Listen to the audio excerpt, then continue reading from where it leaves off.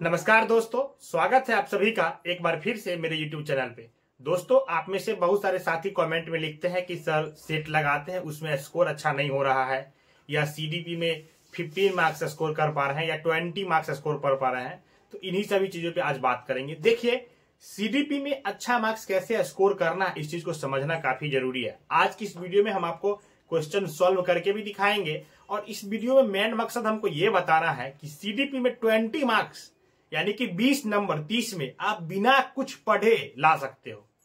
आज की इस वीडियो में हम कुछ चीजें आपको बताएंगे जिसको अगर आप सीख लेते हो, जिसको समझ लेते हो, यानी कि कुछ वर्ड है जिस वर्ड के मीनिंग को समझना है, जिस वर्ड के बारे में समझना है कि अगर ये वर्ड आए आपके क्वेश्चन में तो क्या आंसर होगा। अगर उस चीज को आप समझ लेते हो तो कोई भी थ्योरी भी नहीं पढ़े हुए होगे, मतलब उससे रिलेटेड कोई थ्योरी नहीं पढ़े हैं, कुछ भी ज्यादा जानकारी नहीं है, तब भी आप CDP में 30 में से 20 क्वेश्चन आसानी से सॉल्व कर दोगे और वो 100% सही सॉल्व करोगे।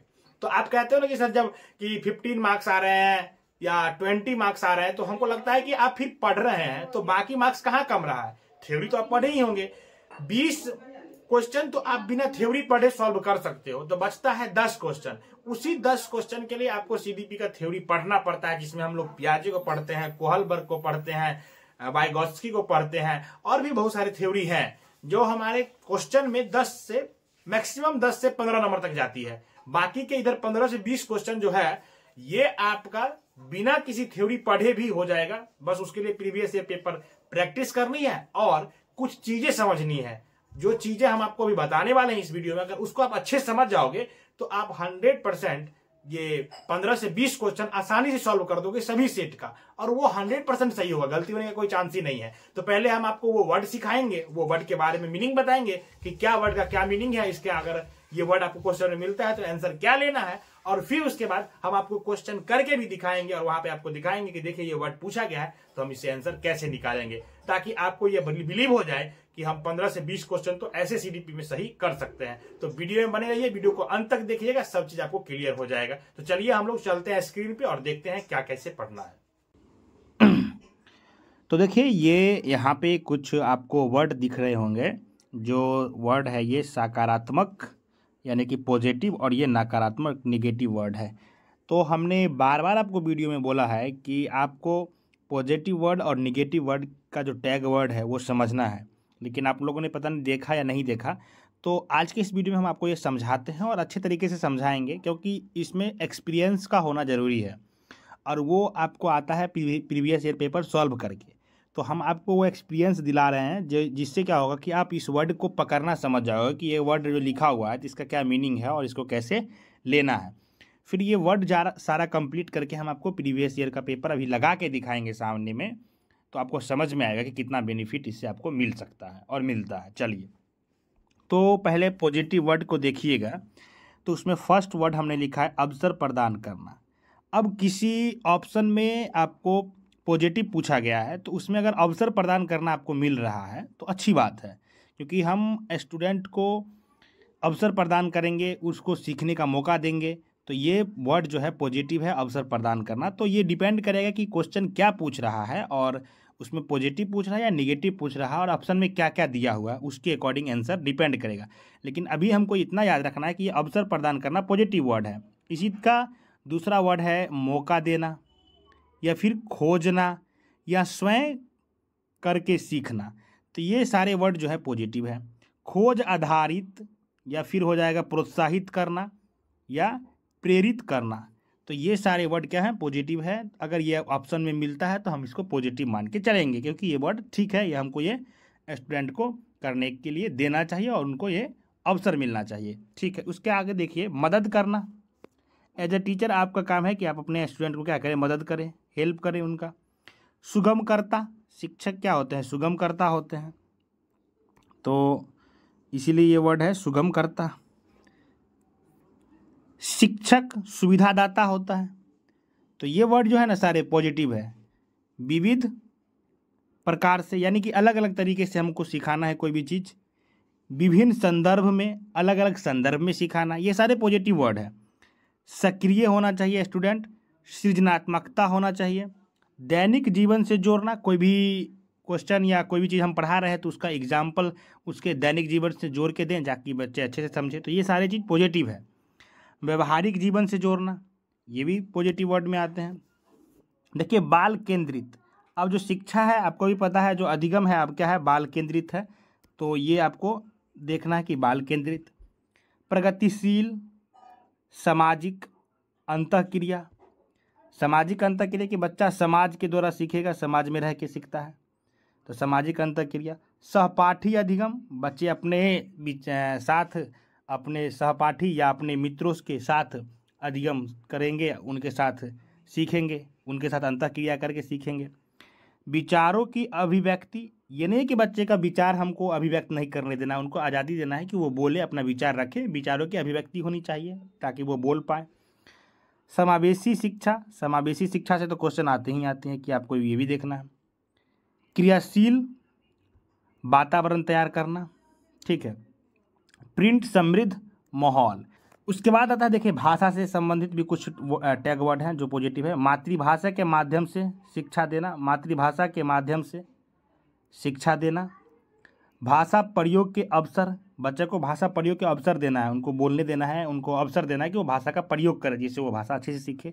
ये सारे भाषा से रिलेटेड टैग वर्ड हैं। तो जब आप पेडागोजी भी करोगे ना तो वहाँ पे भी ये टैग वर्ड काम आएगा, क्योंकि भाषा वाला पेडागोजी में यही सब से रिलेटेड क्वेश्चन वहाँ भी आपको देखने के लिए मिलता है। ऐसे हम पेडागोजी के लिए स्पेशल कुछ टैग वर्ड और देंगे नेक्स्ट वीडियो में, लेकिन आप इससे भी पेडागोजी भी करोगे तो वहाँ पे ये चीज़ आपको काम में आएगी। उसके बाद देखिए भाषा कौशल, सर्वांगीण विकास, प्रत्यक्ष ज्ञानार्जन, कारणों का पता लगाना, यानी रेमेडियल हो गया। ये रेमेडी देने के लिए हम क्या करेंगे, डायग्नोस करेंगे, तो कारणों का पता लगाना, डायग्नोस करना। संदर्भानुसार, संदर्भ में सीखने देंगे। खेल द्वारा सीखना, तो खेल द्वारा सीखना ये भी पॉजिटिव वर्ड है। गलती अधिगम का हिस्सा है, यानी कि बच्चा अगर गलती कर रहा है तो हम उसको क्या करेंगे, पनिश करेंगे या डांटेंगे फटकारेंगे नहीं, गलती कर रहा है तो वो अधिगम का हिस्सा है।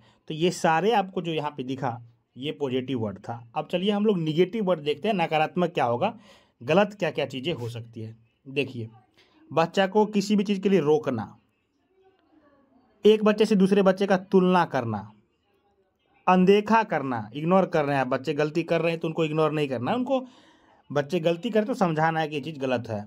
अवहेलना, हतोत्साहित करना, अब बच्चे को आप हतोत्साहित कर रहे हैं, मोटिवेट करने का जगह डिमोटिवेट कर रहे थे, गलत है।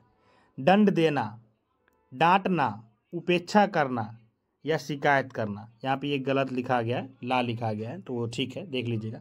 और शिकायत करना, ये सारे निगेटिव वर्ड्स हैं, ठीक है। और आगे बढ़ते हैं। उसके बाद है सीमित रखना, ये भी गलत है। नियंत्रण करना, रखना या नियंत्रण करना, या फिर प्रलोभन देना, दबाव डालना, रटना, कंठस्थ करवाना, याद करना, स्मरण, दोहराना, निष्क्रिय नकल करना, या केवल, ही, मात्र, एकमात्र। जहाँ पे ये वर्ड मिले केवल, ही या मात्र या एकमात्र, ये सारे वर्ड क्या है, निगेटिव है। एकदम एक्सट्रीम की बात हो रही है तो वो निगेटिव है। केवल वर्ड मिल जाए कि केवल यही एक तरीका है तो वो निगेटिव में ही जाएगा, ठीक है। आगे बढ़ते हैं। आगे है शिक्षक केंद्रित, तो ये शिक्षक केंद्रित भी क्या है, वो पहले चलता था, वो अब मेथड नहीं चलता, तो ये भी गलत है, क्योंकि अब हम लोग बाल केंद्रित बात करते हैं, ऊपर आपने देखा होगा। सिर्फ व्याख्या पर बल देना, ये भी गलत है। सिर्फ व्याख्या आप करवा रहे हैं, बच्चों को व्याख्या पे बल दे रहे हैं, नहीं, उनको समझने देना है, सिखाना है, करके सीखना है। वर्गीकरण करना, यानी कि दो बच्चे में वर्गीकरण आप कर रहे हैं, ये भी गलत है, तो वर्गीकरण करना। तकनीकी शब्दावली का प्रयोग, ये भी गलत है, यानी कि ये भी निगेटिव वर्ड में आता है। भेदभाव करना, अब बच्चे में भेदभाव कर रहे हैं तो ये भी निगेटिव वर्ड में आएंगे, चाहे वो लैंगिक हो या जिस आधार पे भी आप कर रहे हैं। विद्यालय से भगा देना, लैंगिक पक्षपात, इसे तो क्वेश्चन आपको देखने के लिए मिलता है कि जेंडर से एक क्वेश्चन आता ही आता है हर बार CDP में, तो लैंगिक पक्षपात भी क्या है, गलत है, निगेटिव है। पाठ्य पुस्तक हो गया, परीक्षा हो गया, पुरस्कार हो गया, अंक हो गया या ग्रेड हुआ, अधिक बल नहीं देंगे, इन सभी चीज़ों पे आपको बल नहीं देना है, अधिक बल नहीं देना है। बच्चे को परीक्षा के लिए पढ़ना है या पुरस्कार जीतने के लिए पढ़ना है या अंक लाने के लिए पढ़ना है या ग्रेड लाने के लिए पढ़ना है, तो इन सभी चीज़ों पे बल नहीं देना है। व्याकरण पर जोर नहीं देना है, यानी कि व्याकरण पे जोर दे रहे हैं तो ये नेगेटिव है, व्याकरण पे जोर नहीं देना है। त्रुटियों पर ध्यान न देना, ये भी गलत है। त्रुटियों पे क्या देना है? ध्यान देना है। बच्चे गलत करेंगे, गलत करना क्या अधिगम का हिस्सा है, लेकिन त्रुटि पे आपको ध्यान देना है। तो ये पॉजिटिव और निगेटिव वर्ड था जिसको हमने आपको समझाया। अब हम आपको इस पे बेस्ड कुछ क्वेश्चन करवाएंगे जो प्रीवियस ईयर में आए हैं। आप देखेंगे कि 15 से 20 क्वेश्चन आसानी से आप बिना कुछ पढ़े इन्हीं वर्ड को समझ लिए होंगे तो कर सकते हैं। अब हम लोग कुछ प्रश्न करेंगे और आपको दिखाएंगे जो चीज़ हम लोग भी पढ़े हैं उसका यूज करके आप प्रश्न को कैसे आसानी से सॉल्व कर सकते हैं। तो ये जो क्वेश्चन है ये CDP का है और ये अगस्त 2023 वाला पेपर है। तो चलिए हम लोग करते हैं। तो फर्स्ट क्वेश्चन आप यहाँ पे देख रहे हैं, क्या लिखा हुआ है कि माध्यमिक कक्षाओं में अधिगम के लिए एक अनुकूल कक्षा का वातावरण डैश पर केंद्रित होता है। इसको ऑप्शन देखिए, लिखा है नंबर A सहकारी अधिगम, सज़ा और शर्मिंदगी के डर। तो आपको पता है कि सज़ा तो देना ही नहीं है तो उसका डर का कोई बात ही नहीं, तो ये नेगेटिव हो गया, इसको हटा दिए। चूँकि यहाँ पे नहीं पूछा है, हाँ में पूछा है, तो ये क्वेश्चन पॉजिटिव है तो आंसर भी हमको पॉजिटिव लगाना है। प्रश्न C देखिए, लिखा हुआ है प्रतिस्पर्धी लोकाचार। तो ये भी नहीं है, चूँकि आपको पता है कि कंपटीशन नहीं करवाना है एक विद्यार्थी से दूसरे विद्यार्थी के बीच में, तो ये भी क्या है? रॉन्ग है, ये भी निगेटिव होगा। अनुबंधन और पुनर्बलन, ये भी क्या है? निगेटिव है। तो इस अकॉर्डिंग आपका आंसर A होना चाहिए, पॉजिटिव है। तो चलिए हम लोग चेक करते हैं कि आंसर A है या नहीं है। तो ये देखिए आपको दिख रहा होगा कि इसका ऑप्शन A जो है सही आंसर है। चलिए नेक्स्ट क्वेश्चन पे बढ़ते हैं। क्वेश्चन नंबर 2 है, जटिल समस्याओं से जूझ रहे अमन के समस्या समाधान कौशल विकसित करने में एक शिक्षक किस प्रकार मदद कर सकता है? समस्या समाधान कौशल विकसित करना है अमन को, उसमें शिक्षक क्या मदद कर सकता है, ये प्रश्न है। तो ये भी पॉजिटिव पूछा है कि क्या मदद कर सकता है, इसमें नेगेटिव नहीं है कि क्या नहीं कर सकता। पूछते तो हम नहीं वाले लेते जो नेगेटिव होता है। यहाँ पूछा है क्या मदद कर सकता है, तो पॉजिटिव है तो पॉजिटिव आंसर लेना है। चलिए अब ऑप्शन पढ़ते हैं।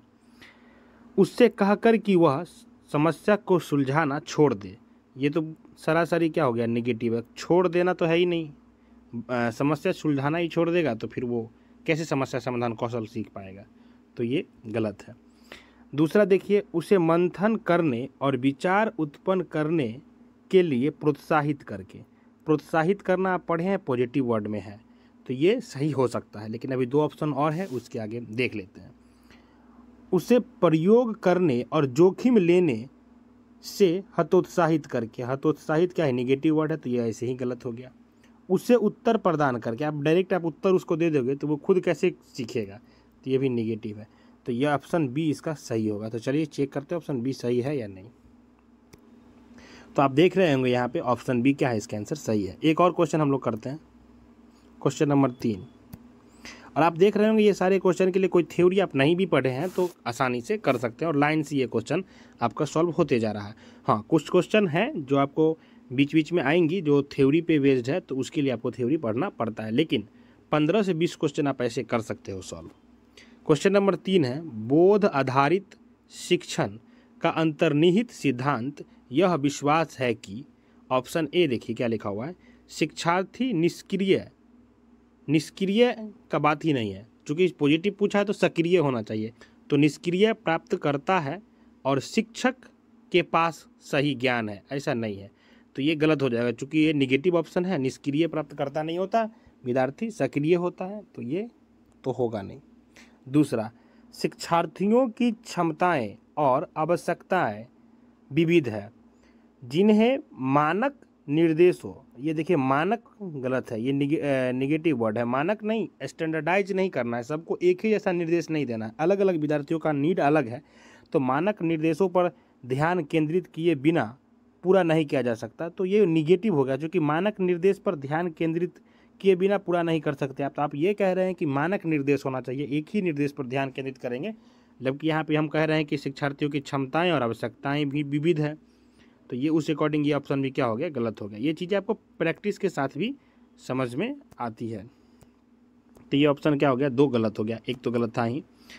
अब देखिए नंबर 3 ऑप्शन क्या कह रहा है, C, ऐसा करने के लिए एक सुविधाजनक वातावरण प्रदान किए जाने पर शिक्षार्थी ज्ञान का निर्माण कर सकते हैं। तो तो टीचर क्या करेगा, सुविधादाता होता है तो सुविधाजनक वातावरण प्रदान करेगा, तो विद्यार्थी खुद ज्ञान अर्जन कर सकता है, तो सी सही हो सकता है। अभी तक तो सी ऑप्शन सही लग रहा है। ऑप्शन डी पर लेते हैं, शिक्षार्थी कम जानते हैं, बस आप टैग लगा दिए, ऐसा तो करना ही नहीं है, तो गलत है। और शिक्षण में विद्यार्थियों के लिए तथ्यों का प्रसारण शामिल है, नहीं, तथ्यों का प्रसारण शामिल नहीं होता है, तो ये जो पूरा ऑप्शन ही गलत है, डी नंबर। तो इस अकॉर्डिंग ऑप्शन सी होगा सही। चलिए इसको देखते हैं। तो आप देखें ऑप्शन सी सही है।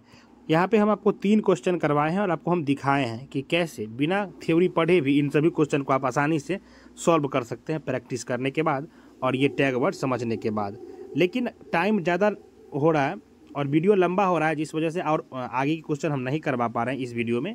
लेकिन अगर आप कहेंगे तो हम सारे प्रश्न आपको करके दिखा देंगे, और जब सारे प्रश्न को आप करेंगे तो मिनिमम 15 से लेकर के 20 क्वेश्चन ऐसे होंगे जिसको आप बिना थ्योरी पढ़े भी सॉल्व कर सकते हैं, बस उसको अपने समझ से। और ये पॉजिटिव नेगेटिव वर्ड की समझ पे आधारित सारे प्रश्न होते हैं, तो अपने समझ से उसको आप आसानी से सॉल्व कर सकते हैं। 15 से 20 नंबर, बस 10 प्रश्न के लिए ही आपको क्या पढ़ना पड़ता है, थ्योरी पढ़ना पड़ता है। तो आसानी से आप 30 आउट ऑफ 30 ला सकते हैं, क्योंकि 10 से 15 प्रश्न के लिए हम लोग थ्योरी तो पढ़ते ही हैं, लेकिन यहाँ पे भी काफ़ी मार्क्स आ सकता है। तो वीडियो कैसा लगा है कमेंट में लिखिएगा। वीडियो अच्छा लगा है तो लाइक कीजिएगा और अपने दोस्तों के साथ शेयर कीजिए, और आप कमेंट में लिखिए और आप क्या चाहते हैं, किस टॉपिक पे वीडियो चाहते हैं। मिलते हैं नेक्स्ट वीडियो में। Till then keep learning, keep smiling, bye bye.